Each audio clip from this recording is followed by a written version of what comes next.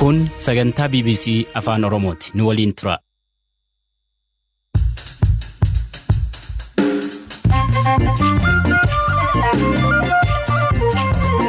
Yooyaa malee yooyaa dhaggeeffattoota raadiyoo BBC Afaan Oromoo nu dhiyaadha bakka nu dhaggeeffachuu jirtan cufaatti sagantaan keen jalqaba. Obbo Jawaar Faanii namoota bakka garaagaraatti ajjeefamee fi kadhannoo fi yaadannoo taasisuun dhaddacha jalqaban. Walqaanii tumaan akkuma dhaddacha seenanii wanti itti adeemsifame warra sababa kunoo dambidooloo irratti mucaa wayii dhaddacha irra fuudhanii mataallee caqasanii turanii extrajudicial killing yookaan. Manni murtii waliigala Oromiyaa Finfinneetti murtii hundeessuun maaliif barbaachisaa ta'e? Abbaa qabeenya magaalaa kana keessa jiru hojjettoonni mootummaa abbootiin taayitaa mootummaa naannoo Oromiyaa kanaan dabalatattis hariiroon qabeenya adda addaa kanaan wal qabatee jiru gamoowwan hedduu magaalaa kana keessaa qabna. Tigraayitti kadhannaaf soomii guyyaa 3 turuu sochii naannichaa dhaabe. Oduu biraalee qabadee dhiyaadhaa an asli galgalooti nu waliin tura.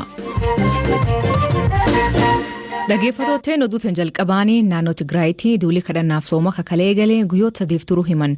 Duula abbootii amantaatiin labsam kanaan wal qabate magaalonni naannicha jiran hedduun sochii dinagdee fi hawaasummaa guutuutti dhaabanii jiru. Gamkaaniin buqqaatota lixa Tigraarraa magaalaa Shiree jiraatan keessa dhiironni dhibbaan lakkaa'aman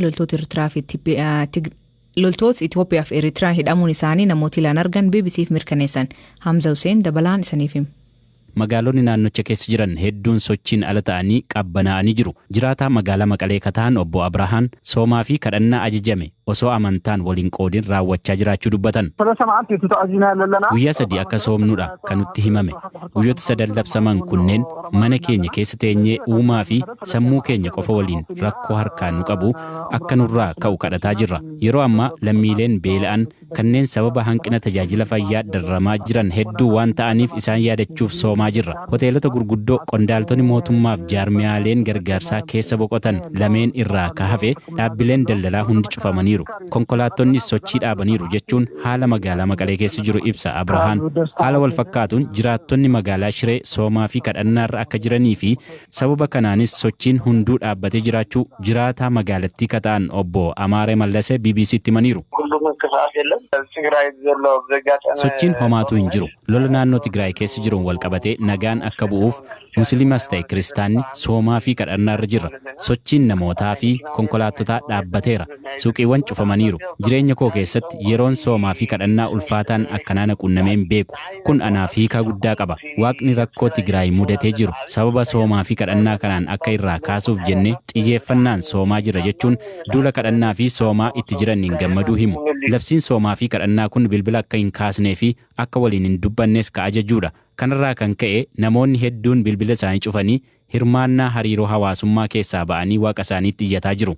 Jaarmiyaaleen mootummaa hedduun cufaa ta'anis kanneen akka baankii garuu magaalaa Maqalee keessatti banaa jiru. Magaalota akka Addigiraat, Aksuum, Wuqroo fi Shiree keessatti garuu sochiin tokkollee hin jiru. Obbo Mikaa'el jiraataa magaalaa Aksuum.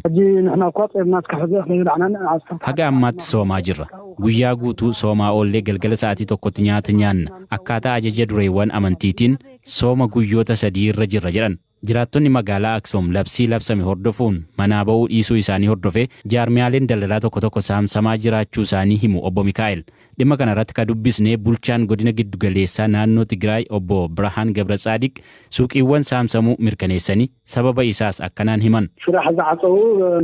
Kanneen hojii dhaabuun duula geggeessaa jiran irratti tarkaanfiin saamsuu fudhatameera. Aksuum bakka barattoonni yuunivarsiitii hedduun itti argamanidha. Lammiileen kunneen tajaajila argachuu waan qabaniif kanneen suuqii cufan irratti tarkaanfii saamsuu fudhanne jechuun gara tarkaanfii kana caaluuttis deemaa jiraachuu himan. Gama kaaniin buqqaatota lixa Tigraay irraa magaalaa Shiree keessatti manneen barnootaa adda addaa keessatti dahatanii jiran keessa dargaggoota dhibbaan lakkaa'aman loltoota Itoophiyaa fi Eertiraan hidhamuu isaanii namoonni ijaan agarre jedhan BBC'f mirkaneessan. Haa ta'u malee raayyaan ittisa biyyaa Itoophiyaa dhimma kana irratti gaafatamuun deebii kenneen gocha raawwatamuu hin dandeenyedha jechuun gabaasichi oduu sobaati jedhee kuffiseera. Bulchiinsa yeroo Tigraayitti bulchaan godina kaaba lixaa Dr. Tedros Adagaawii gama isaaniin ragaan hidhaa kun kaleessa ganama akka isaan qaqqabe himuun gochichi maaliif akka raawwatame mirkaneeffataan jira jechuun deebisan.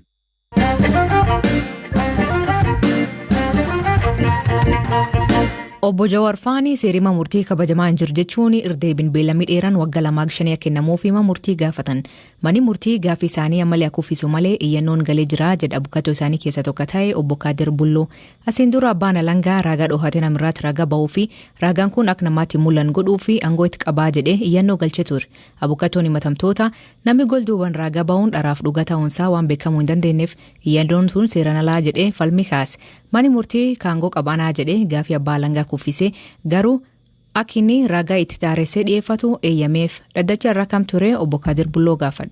Taate fakkaatan manni murtii akka inni dhiyaatanii erga dhiyaataniin booda abbaan alangaa ragaa kana waan yaada qabu qabatee akka dhiyeessu. Kanaafuu gaafa caamsaa bultii soddoma akka biirootti akka utaan dhaddacha iddoo hin taane biiroon isaanii akka dhiyeessan nu ammoo gaafa waxabajjii bultii 10 deebii keenya qabannee akka dhiyaannu kan jedhu ajajame. Torbaan dabreellee murtiin waanuma kan fakkaatu. Abbaan alangaa maan jedhaniin raagaa kini dhiyeeffatu if godhi dhiyeeffadhu jedhaniin torbaan dabre. Obbo Jawaar Faalleen akka beellamii isaanii dheerataniif gaafatanii garuu mani murtii kuffise. Mani murtii arra murtiin maan ture? Kanadhaa kan ture ajaji Muhammad duratti hin jedhan kenne. Gaaf kanatti deebii keessa qabadhaa koottaa lammaffaa gaafii waa'ee yaala shakkamtoota ilaalchisee akkaataa manni murtii asiin dura fakkeenyaaf Jawaariin ilaalchisee manaasibaa akka fiddan jedhamee ture. Guutuu nama jedhamu tokkollee ajajni kennamee ture ajajni kun hin raawwatamne akkaataa ajaji kanaaf hin raawwatame akka dhiyaatan. Lammaffaa immoo namni gara 3-4 shantaddeen xaafaa kan biraallee ijoollee gara 3 maatii alaa qabanii maatii kanneen waliin qunnamsiifne kan jedhu komiin ka'e isarrattillee silkii isaan dhiyeeffatan silkii alaatiin akka maatii isaanitti qunnaman kana raawwataniif deebii qabatanii akka dhiyaatan kan jedhudha. Waan golduubaa kanoo abbaan alangaa raagaa golduubaa dhiyeessuu barbaadu kan hin eeyyamaniif moo hin eeyyamneef? Himeeyyamni ganaanu gana sunumaatti fakkaate gana duuba deebi'eet gana inni yaadni inni jedhame kun fakkeenyaaf amma tarreessi dhiyeessiin proosijaraalee afaan seeraatti yoo deeman kana godhuun seerummaa akka qabu miti beekte abbaan seeraa tokko manni murtii waan ati dhiyeeffattu irratti ragaa kan falmatta malee manni murtii jara gorseeti kana godhu jedhee kana godhuun afaan seeraatti fudhatama qabu jennee isaa mallannu amma illee gara biraa deemuuf dirqama qabnaa jechuudha. Haa ta'u malee amma ka jedhe manni murtii hayyamiif hin jennu yaada kan kee malee waan dhiyeessiteef yaada kan kee sababa jara kanaaf waan kana dhokatanii haa nagaa bayanii pirootekshinii naa kennu yookaan eegumsaa kana jettu kan sababni kan kee maali sababa kana tarreessi jaraan gahii jarri yaada irratti haa kennanii. Obbo Jawaar Faanii maan dubbatan dhaddacha irratti? Dhaddacha irratti duraan jalqaba irratti wanti kaasan ol kaaniitumaan akkuma dhaddacha seenanii wanti itti adeemsifame warra sababa kunoo dambidooloo irratti mucaa wayii dhaddacha irra fuudhanii mataallee caqasanii turanii extrajudicial killing yookaan executionii jedhame kanarraa akka ka'een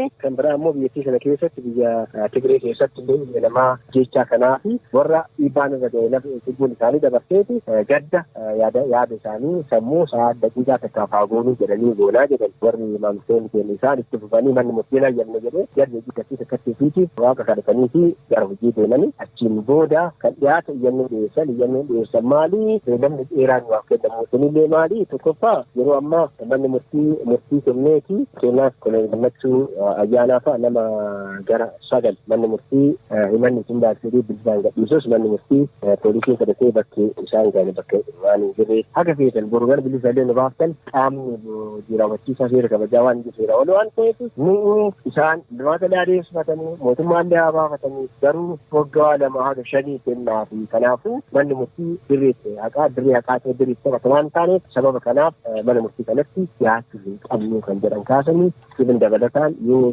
dirqamanii kadhaan taate malee mana murtii kanatti dhiyaannu waan jedhu kaasanii. Manni murtii deebii akkamii kenneef? Lakki isin uummata nama bulchuu seera kanallee kan sirreessisinii nu akka qaama mootummaatitti murtii mana murtii yookaan gocha galmee kanaaf ala ta'e maal akka ta'e hin beeku garuu galmee keenya irratti waan murteessu bilisallee hin baanu hin raawwachiifna isin nama uummata kanaaf uummataaf seera kabajanii fakkii ta'uu qabdanii.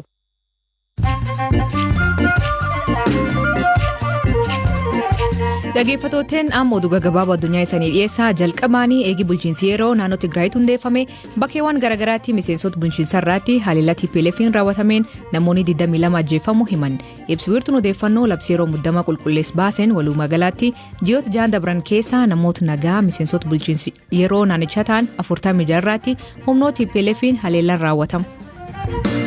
Suuriyaa bakkeewwan mootummaa jala jirtuutti filannoo pireezidentiitti gaggeeffamaa jira. Pireezidentiin biyyattii Bashar al-Assad yeroo afuraffaaf bulchiinsa waggaa 7 mo'achuuf deemaa jedhan. Gamtaan Awurooppaa fi US'n filannoon tun bilisaa mitii jedhan. Assad garuu ilaalchi isaanii wama keessa hin jiru jedhu. Pireezidentiin duraanii Ameerikaa Donald Trump himatamuu qabu hin qabu murteessuu fi korii guddaan taa'e. Gareen dhimmicha kan qoratan raagaalee qorannoo daldala isaa irratti walitti qabanii fi maallaqa maqaa isaa hin xuroofne dubartootaaf kenname qoratan. Trump yakka homaatuun hojjannee jedhee waakkate. Pireezidentiin duraanii Afrikaa Kibbaa Jacob Zumaan himata malaamaltummaa maallaqa $5 biliyoona wal qabate yakkamaa mitii jedhe. Maallaqi kun kawaraan biyyaatii fi waggaa 1990 bituuf bahee jedhan. Zumaan kan himaatii 16 irraa baname diin paatii bulchee jiruutti rakkoona tuumuu fi jiraa jedhe. Ruwaandatti socho'ii lafaa cimaan uumamee namoonni hedduun qe'ee isaanii irra buqqa'an. Kun ergaa biyyoolaa Kongooti volkaanoon dhoo'ee nam 30 ajjeese. Mootummaan namoota mana irra jigeef kaan gargaaruuf qophaa'aa jirraa jedhe. Naayijeeriyaatti obboloon yookiin bidiruun baklamaatti cittee dhidhimtee namoonni 130 ol dhabamuu hoggantooti himan. Hedduun isaanii daa'immanii fi dubartoota Niijer irraa Naayijeeriyaa imalaa turan. Ammaatti namoota 22 fi reef tokkotu argame.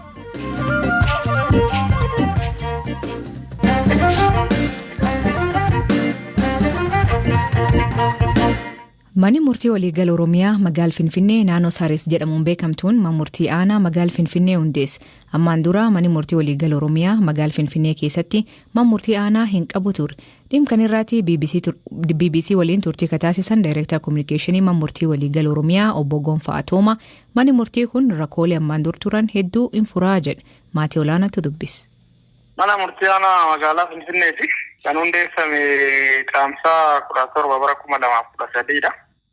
Akka hundeeffamu immoo kana dura labsiin aangoo fi hojii manneen murtii Oromiyaa irra deebiidhaan gurmeessuuf bahee jira. Labsiin kun fulbaana 28 bara 2011 labsii bahedha. Labsii lakkoofsa 216 muraa 2011dha. Labsiin kun naannoo keewwata 24 irratti aangoo abbaa seerummaa manneen murtii Oromiyaa tumamee jira. Dhimmoota manneen murtii Oromiyaa aangoo abbaa seerummaa irratti qabaachuu qabu jedhamee labsii kana keewwata nammeessu kanaan tumame keessaa inni tokko dhimmoota dantaa mootummaa naannoo Oromiyaatiin wal qabatanii fi Finfinnee keessatti raawwataman kan ilaallatudha. Dhimmoota kanarratti manneen murtii Oromiyaa akka aangoo abbaa seerummaa qabanitti tumamee jira. Mootummaan naannoo Oromiyaa akkuma beekamu magaala Finfinnee tokko heerri mootummaa federaalas Finfinnee handhuura mootummaa naannoo Oromiyaa keessatti argamti kan jedhu beekamtee akkasii kennee jira. Dabalataan immoo heerri mootummaa naannoo Oromiyaa inni bara 1997 fooyya'ee teessoon mootummaa naannoo Oromiyaa magaala Finfinnee akka ta'e tuma. Kanaan wal qabatee manneen hojii mootummaa baay'een kan sadarkaa naannootti jiran magaala kana keessa jiru. Kanaan dabalatatti intarpiraayizoonni mootummaan naannoo Oromiyaa abbaa qabeenyaa irratti ta'e baay'eenis magaala kana keessa jiru. Hojjettoonni jiru, hojjettoonni mootummaa abbootiin taayitaa mootummaa naannoo Oromiyaa. Kanaan dabalatattis hariiroon qabeenya adda addaa kanaan wal qabatee jiru gamoowwan hedduu magaala kana keessaa qabna. Dhimmoota kanaan wal qabatee kana dura badeen yookaan yakki irratti raawwatame manneen murtii Oromiyaa ilaaluudhaaf isaan kun qabanii poolisiin Oromiyaa ta'e abbaan alangaa Oromiyaa dhimmoota yakkaatiinis wal qabatee aangoo isaan qaban hin turre. Yoo badeen akka kanaa fi yakki gosa kanaa qabeenya Oromoo magaala kana keessaa qabu keessumattuu mootummaan naannoo Oromiyaa qabu yoo yakki irratti kan raawwatamu ta'e poolisii Oromiyaa osoo hin taane poolisii magaala Finfinnee fi federaalatti iyyatameef kanaa gara mana murtii federaalatti deemee ilaalamaa ture. Rakkoo kana furuudha jedhamees dhimmoota kanaan irratti manneen murtii Oromiyaa aangoo abbaa seerummaa akka qabaatan labsii kanaan tumame. Aangoo abbaa seerummaa qaban kana immoo exercise gochuuf hojiirra oolchuudhaaf manni murtii waliigalaa mana murtii yookaan addacha sadarkaa barbaachisu magaala Finfinnee keessatti hundeessuu akka danda'u labsiin amma kaase keewwata 24 jalatti tumamee jira. Akkaataa labsii kana keewwata kanaatiin manni murtii aanaa magaala Finfinnee jedhamu yeroo jalqabaatiif guyyaa kaleessaa caamsaa 17 banamee akka hojii eegalu kan taasifamedha. Dhaggeeffatooteen sagantaan har'aa ganumaa nu eegatanii nu dhaggeeffachuu keessaniif ulfaadha isaniin jedha. Oduu dabalataa weebsaayit keen BBC News Afaan Oromoo irra dubbisa. Mammaasii galgal kana biyya abbaa kiyyaa jettee injiraan moluu irraa tafte. Hiikan isa isaan biraatti maanii kooment keessan nu beeksisa. Sagantaa kan qophees Hamza Hussein gam teknikaatiin Oskar Bunga keessaniif dhiyeessaan asdii galgalooti agburii saatti akkana nagaa waaqa kee bulaa oraa bulaa deebana hangafamaan dhan bulaa.